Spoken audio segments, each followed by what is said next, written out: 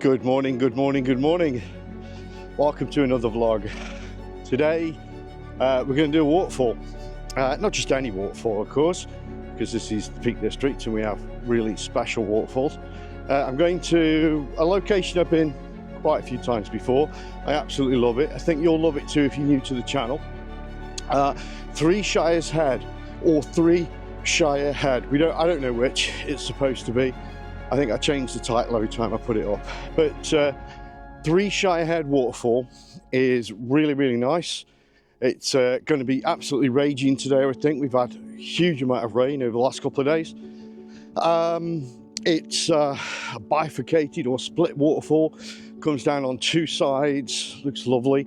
And then just for added joy, there's a pack horse bridge that goes over it, like a real medieval style thing.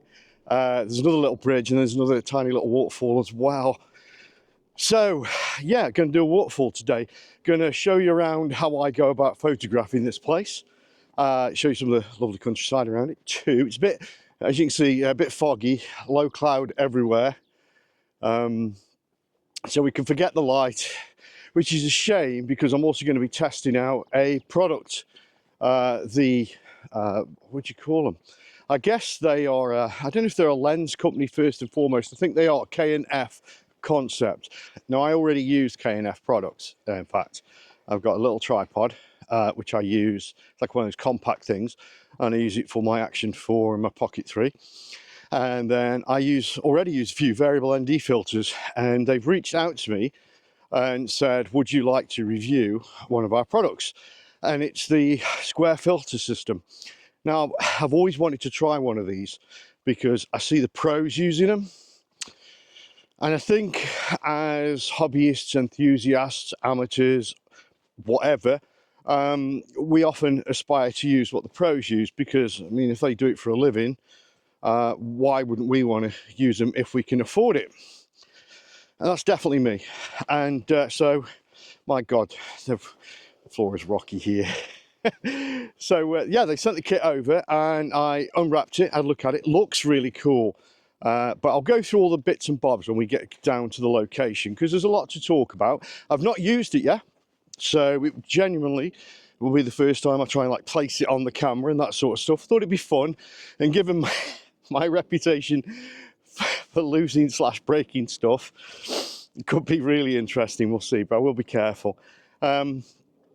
And I just want to point out now, while I'm coming to it, one of the reasons I like coming to Three Shires Head is the view on the way is spectacular. Take a look.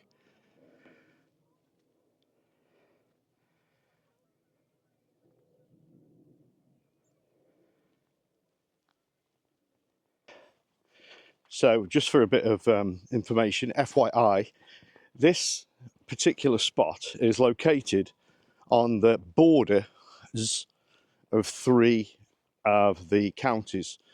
So I'm from Staffordshire, or Staffordshire for our American friends. If I'm from Staffordshire, there's Derbyshire, where a lot of Peak District is, and Cheshire. And this is apparently where people used to meet to exchange contraband and counterfeit money. Flash money it was called, and the highest village in the UK is called Flash, and that just happens to be over the road. It's not super early in the morning. Sun came up, I think, at about, I don't know, 7:30. I'm here, I don't know what time it is now, I haven't bothered looking, but it's probably before 9, but after 8. There was no point trying to race for a sunrise because it was, you know, the weather report said low cloud, low cloud, low cloud, fog. So I knew it was going to be a grey day. So with that in mind, that's why I decided to come to Three Shire Head. One, to review the K&F filter, because there's nothing better to test your filters out on than a waterfall. It's like just a no-brainer, super good. Or, you know, if you've got changing light conditions, but a waterfall's nearly always there. I say nearly always because I went to Swallow Falls once and it was just like someone was taking a pee off the top of it.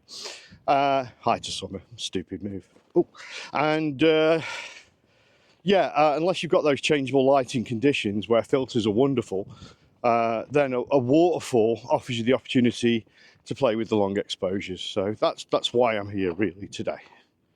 And to you fellow photographers or walkers, hikers, if you've not been to Three Shires Head before, I recommend it.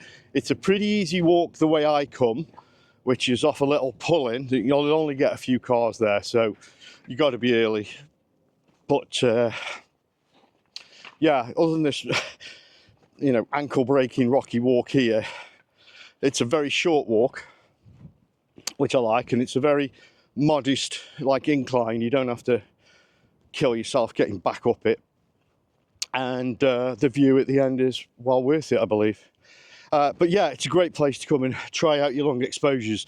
So especially you new photographers, if you want to know what long exposure is all about, I mean, first of all, use your tap at home. You probably think I'm kidding. But yeah, just turn your tap on and you can see long exposure in action on your tap. You know, if you want to see how a waterfall would work, stick something under it so that the water sprays into the sink a little bit and then capture that. Got all the good tips, me. Right, nearly there now. So there won't be much more jibber jabber.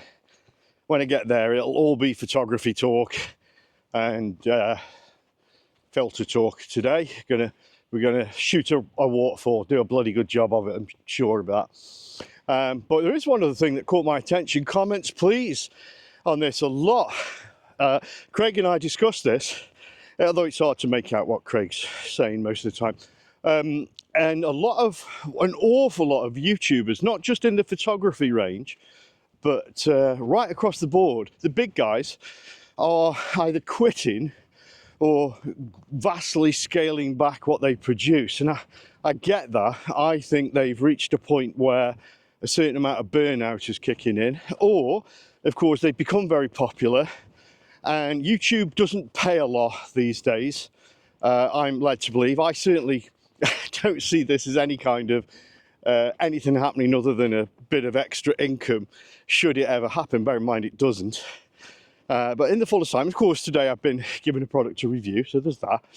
But yeah, it's not a substantial income, and I think the success they've had outside of YouTube because of YouTube has led them to more profitable way, and perhaps easier on the mind, ways to earn their living. And I do think that's the main thing.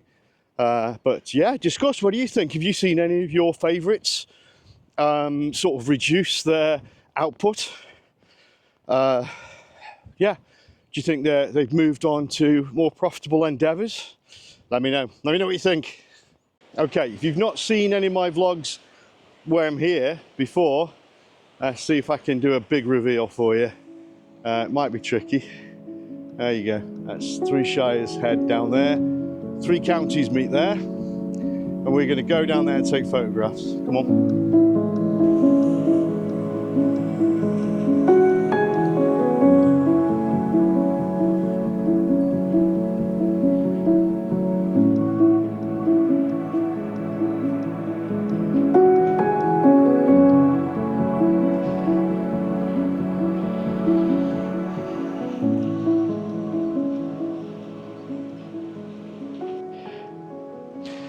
I've got pretty much everything today. You know, my last vlog, I basically had that and a small tripod, the one the recording unit is on right now. So, but today I've bought pretty much everything I would normally bring. I haven't bought MB with me. No need really. This is pretty much a, you know, a one item shoot. It's the waterfall, so I don't need a 150 to 600 mil lens for that. So what we got the drone, do some fancy footage for you. Got the one mo, got a sling bag because I'm going to be walking around with that. Bag full of crap. But the reason I bought the big bag is because I've got some bulky stuff today, like the lens filters, which we'll look at shortly. Meanwhile, I'm going to have a quick scout, just have a quick look around, get a feel for it, and we'll commence. I am trying out something a little bit different with my sound today. Because there's no wind, I've got a lavalier mic on. The reason for that is whenever I've got the thing with the dead cat on, I just drop them all the time, knock them off because I'm so clumsy, and I pay no attention to what I'm doing with straps. I mean, it wouldn't be so bad now because my bag's up there, but I always do it. Anyway, I'm going to do this quick recce and we'll see how this sound works out. Hopefully it's good. And I don't have to worry about losing me mic because it's in my pocket zipped up.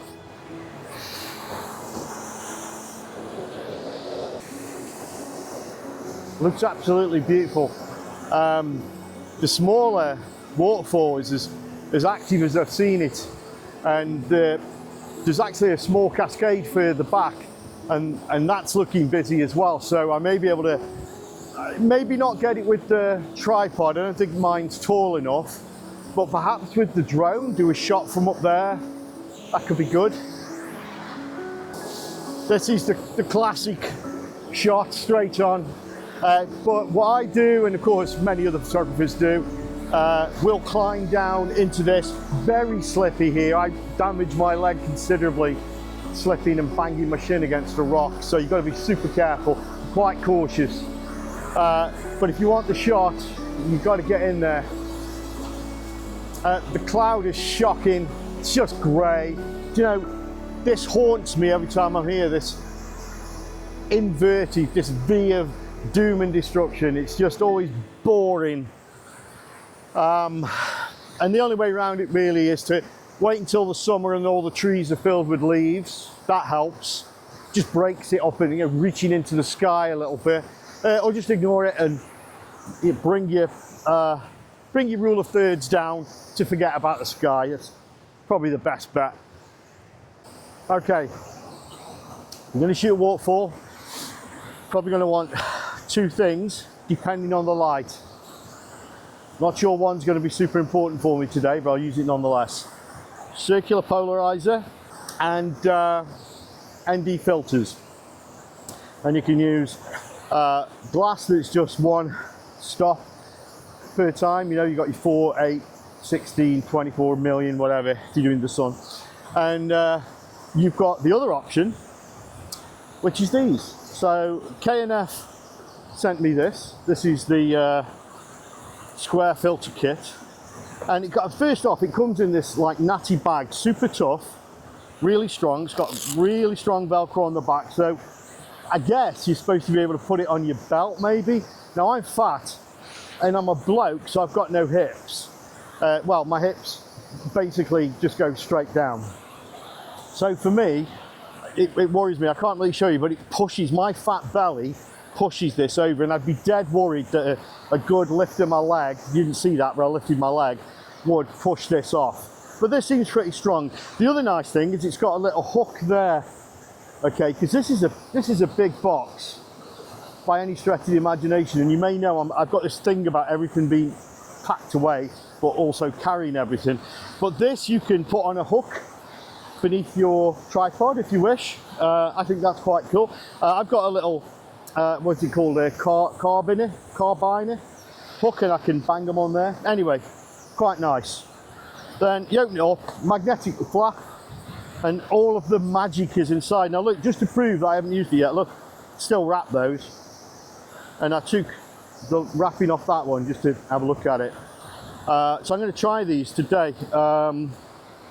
To give me a moment just to take it out and we'll get set up. Okay, first thing you're going to need is one of these, an adapter ring, which it comes with 3 in there. So this is, I think, the smaller one, 67 mil, which is fine for the 7200 I've got on here, and my 15 to 30. I don't think there's one for my 50 mil prime, but you can buy them. You can buy them separately, so that's okay. Then it should just be a straightforward, there you go, screw that in, nice and tight, that's good, yeah. It'd be super easy to get off as well, because you've got no chance of cross-threading like you have with normal filters, so that's good. Right, okay, let's see what's next. Super cool. So this is the actual frame, and I did have a look at the rules, and it said, don't mess this bit up. So it should be that I can pull this little bit back, and that will just slot into there, and then done. That wobble is just from the extension of my telescopic lens there. Yeah, okay, that's good. Right, next. So, polarizer is a circular polarizer.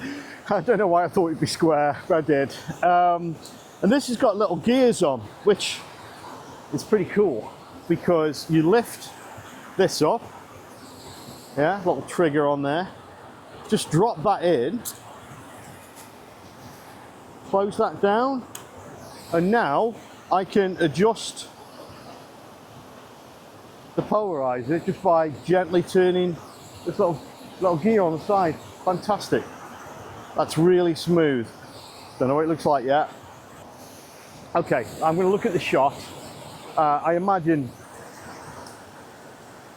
the lowest ND filter is what I'm going to use. It's quite dull. So, I mean, arguably a filter wouldn't be required. Let's see. It's fairly dull.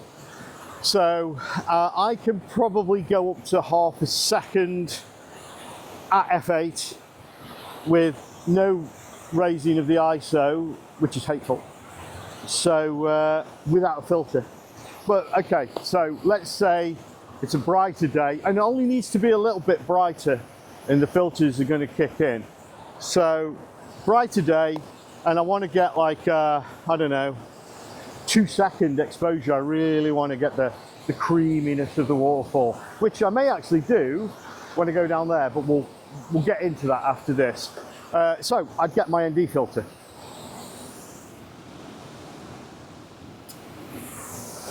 Now these things live and die on the quality of the glass.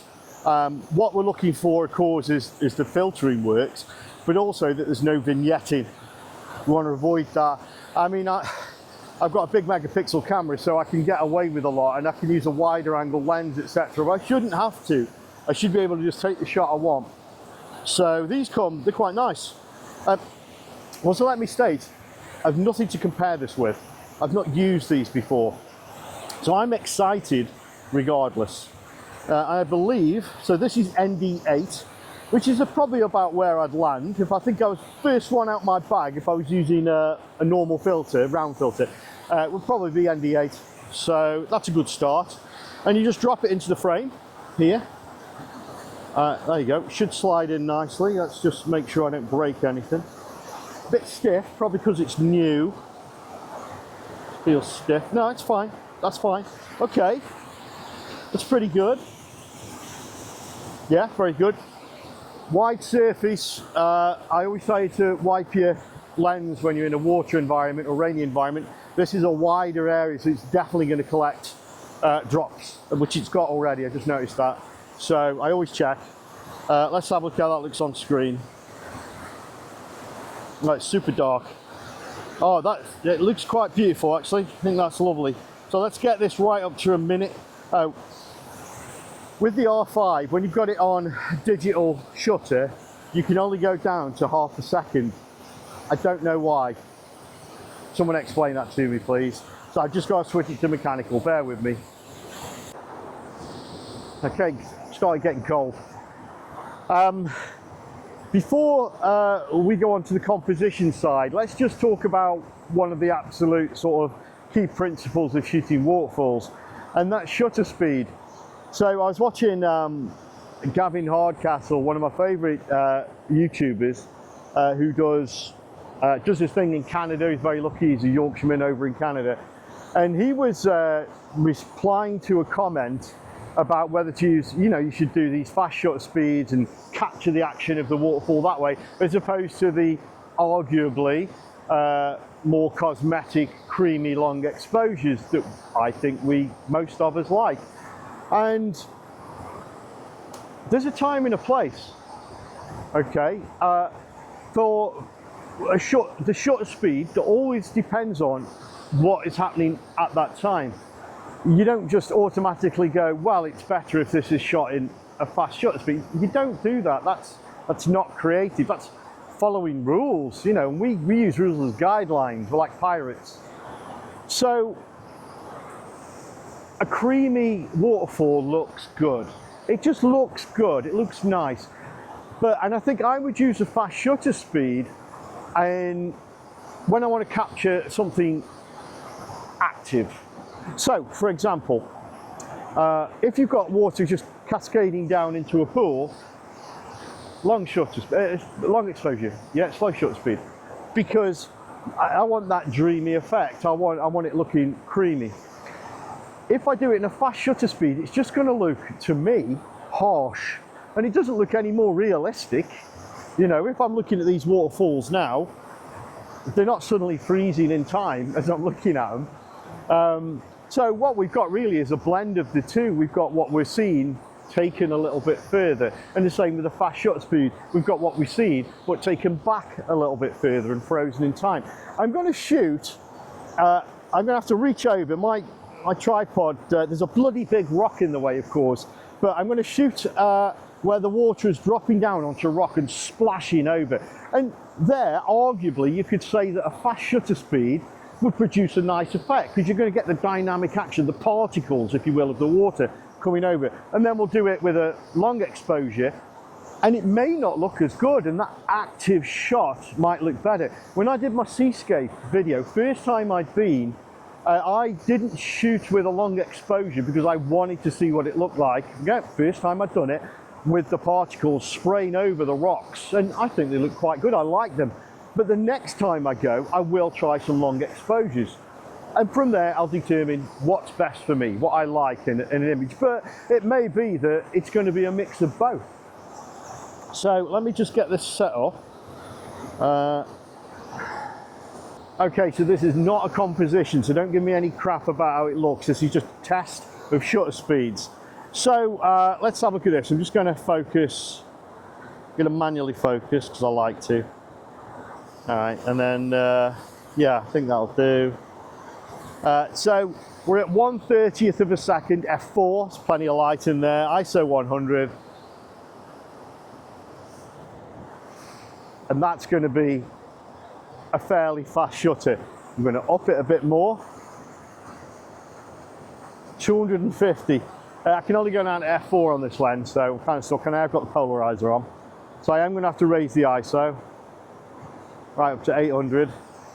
That looks good. Let's just check that it's still in focus. It is. And you've got the fast shutter speed effect. To my eyes, not working. I mean, there's no composition again. Maybe in a different environment that would work. Now let's do that. Let's go for it. Let's do 1/8 of a second. I'll do f4 again. Bring it down, 100 ISO. It's probably a bit bright actually. Let me just drop that a bit. There we go. Just check I'm in focus. I'm in focus. Okay. What do you think? Time and a place. It doesn't mean that a fast shutter speed wouldn't be fantastic for a waterfall shot. It just means in this instance, to me, creatively, doesn't work. Okay. Right, let's get on with shooting waterfalls. I'll start with the small waterfall, and I'm going to have to switch to my 50mm. The 7200 here probably won't do it, and I don't have the adapter ring for that lens, so unfortunately I can't use the K&F for this, but it's like right there. And if I use the 15 to 30 then I can. So here we go. So I'm going to do a shot of the smaller waterfall, and there's plenty of ways of going at this. I could come right in, and just get this sort of enchanted pool look. Crossing there to where the foam is, and the rock there in the pool. There's lots of interesting little details that you can put in, so it isn't just a boring shot of some water. The colours of the rocks are nice, and then of course, if I just lift this up, you can see you've got a tiny cascade there, and then you've got the bridge. Now, the problem you're going to have is sort of low down, you may not see that cascade. Well, you can get the bridge in to make the background interesting. You've got to decide, do you want a shallow depth of field, blur that out, make this just the sole point of interest? Do you want to sharpen it up a little bit and bring it all in? If so, your composition's got to be super tight there. It's got to be really interesting. Get every corner of the thirds really with something in it. You could just shoot down into the water, bring it up this way, get these rocks at the front. Obviously the video isn't quite doing it justice there. There you go, we captured that, it's quite nice. Polarizer on just to take this gleam off. So there's, just in this little scene here, there's lots to go at. So I'm going to do a few shots. And I'd like to get a shot into the tunnel under the bridge as well. I'm not sure I'll be able to do that. Might be a bit too rough up there, but we'll see. But anyway, I'm going to bang out a few shots now.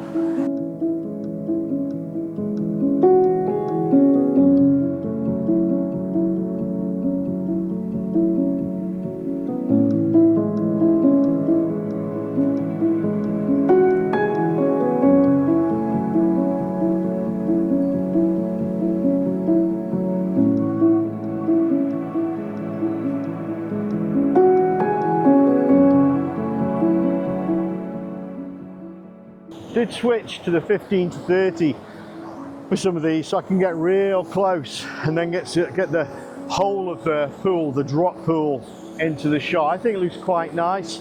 And then with this lens, of course, I managed to get the back horse bridge in just up to the left, just I don't know, just fills it out nicely for me without taking away from the fact that there's a lovely waterfall there.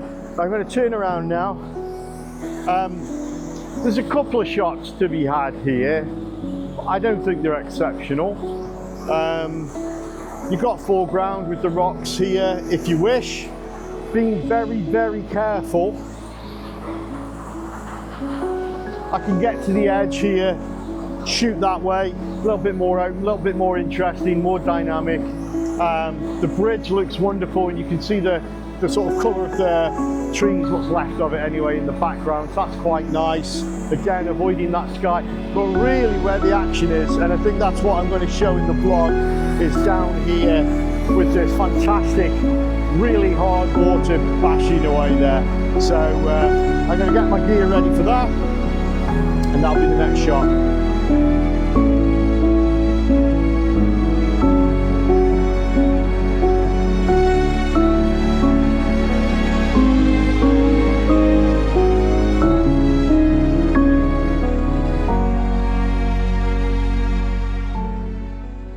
Okay, I hope you can hear me. I'm going to feel pretty stupid when I get back home. So, I've climbed down. That was an adventure, which I didn't film. And I've got my, I don't know, about 5 grand's worth of gear sat here in this running water to get the shot. So, you can see ahead, beautiful scene, running water everywhere, pouring off rocks. And it's just trying to make that work now, find just the right angle, just the right shot speed to capture, for me, the dynamic action of the water whilst making it attractive. Got the 15 to 35 on, so I am using the Kentfaith filter. Right now, I think I've got my shot, and it involves kind of tilting down a little bit, looking at the smaller cascades at the frontier, and then it going back. I don't know where I'm going to set the aperture just yet. I think I want to sort of blur the background a little bit. I don't really want a sharp bridge. It's interesting enough, and it's especially as I'm going to ignore the sky. So yeah, I think I want it to gradually fade. So that's what I'm going to work on right now. I'm going to get it set up. This is where confidence in your gear counts. Not just the camera gear, but my footwear is waterproof, good grips on it. The tripods are stable. You've got to have that confidence to do this kind of thing, else it's going to be an expensive and possibly, well, an expensive deal and possibly a health risk. So yeah, make sure you're really safe and secure when you do this kind of thing. keep expecting fall over. Right, okay, so I've taken the shot. I am going for the absolute opposite of fast shutter speeds. I'm getting really, really silky for this. I've done loads of nice shots where I've been sensible and I've kept it to like, I don't know, half a second maximum, because fast water like that doesn't need a really long shutter speed. But no, for this, I'm going to have some fun with it. I'm going to go crazy, really long shutter speed. I want to see this just turn to treacle because of the peak water colours. Yeah, I'm going to have some fun with it. And I think it'll produce a good shot.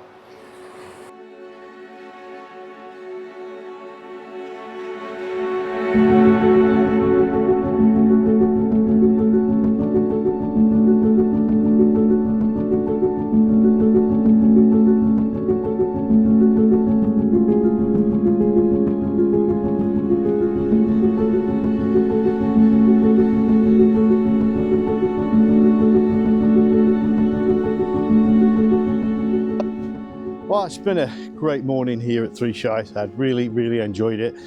It would have been nice had the light been a little bit more active instead of just a dull grey, but at least it was consistent. There's always a positive.